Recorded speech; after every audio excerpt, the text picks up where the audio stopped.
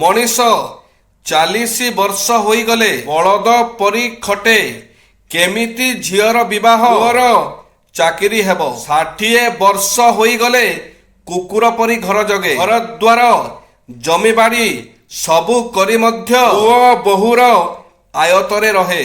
80 ବର୍ଷ ହୋଇଗଲେ ପେଚା ଭଳିଆ ଗୋଟିଏ ଜାଗାରେ ବସେ। ପେଚା ଗୋଟିଏ ପକ୍ଷୀ, କିନ୍ତୁ ବାହାରି ପକ୍ଷୀମାନେ ତାକୁ ଗୋଡ଼େଇ ଗୋଡ଼େଇ ମାରନ୍ତି। ଠିକ୍ ସେହିପରି ମଣିଷ ପୁଅ ଝିଅ ନାତି ନାତୁଣୀ ସବୁ କମାଇଥାଏ, କିନ୍ତୁ ଶେଷ ସମୟରେ କେହି ଜଣେ ବି କହିନଥାଏ, ହେ ଭଗବାନ ମୋ ବାପା ଓ ମାଙ୍କୁ ଆଉ 5 ବର୍ଷ ଆୟୁଷ ଦିଅ। ସମସ୍ତେ କୁହନ୍ତି, ହେ ଭଗବାନ ବୁଢ଼ା ବୁଢ଼ୀଙ୍କୁ ଚଞ୍ଚଳ ନେଇଯାଅ। କୁଳ ରକ୍ଷା ପାଇଁ ଜଣକୁ, ଗ୍ରାମ ପାଇଁ କୁଳକୁ ତ୍ୟାଗ କରିବା ଉଚିତ। ସେହିପରି ଦେଶର ସୁରକ୍ଷା ପାଇଁ ଗ୍ରାମକୁ ଏବଂ ଆତ୍ମରକ୍ଷା ପାଇଁ ପୃଥିବୀକୁ ତ୍ୟାଗ କରିବା ଆବଶ୍ୟକ। ବରଫକୁ ଯଦି ପଚରାଯାଏ, ତୁ ଏତେ ଥଣ୍ଡା କ'ଣ ପାଇଁ, ଏବେ ଆମେ ଉତ୍ତର ପାଇଥାନ୍ତୁ, ମୋର ଅତୀତ ବି ପାଣି ଏବଂ ଭବିଷ୍ୟତ ବି ପାଣି।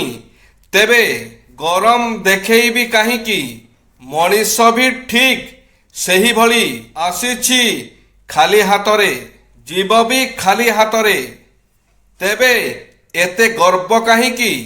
ପ୍ରତ୍ୟେକ ମନୁଷ୍ୟ ଧର୍ମଜ୍ଞାନ ଆଲୋଚନା ଶୁଣିବା ବା ଧର୍ମଗ୍ରନ୍ଥ ପଢ଼ିବା ଉଚିତ। ଏଠାରେ ଆମେ ମନେ ରଖିବା ଉଚିତ ଯେ ଆମେ କୌଣସି ମହାତ୍ମା ବିଦ୍ୱାନ ଜ୍ଞାନୀ ଗୁଣୀ ଲୋକଙ୍କ ମୁଖରୁ ଯେଉଁ ଧର୍ମାଲୋଚନା ବା ଜ୍ଞାନ ଶୁଣି ଯେଉଁ ଫଳ ପାଇବା ବା ଯେଉଁ ଜିନିଷ ବିସ୍ତାର ରୂପେ ଜାଣିପାରିବା, ସେସବୁ ନିଜେ ପଢ଼ିପାରିବା ନାହିଁ।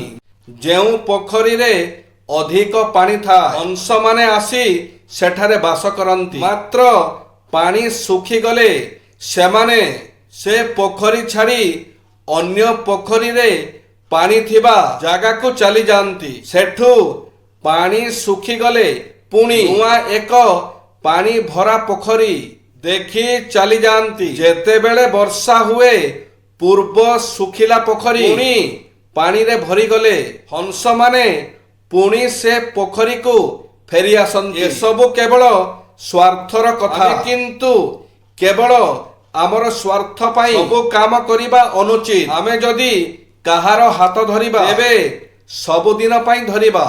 ସୁଖ ଦୁଃଖ ଉଭୟରେ ସାଥୀ ହେବା ପାଇଁ ଧରିବା। ବନ୍ଧୁ ହେବା ଓ ସୁଖ ଦୁଃଖ ଉଭୟରେ ଭାଗିଦାର ହେବା।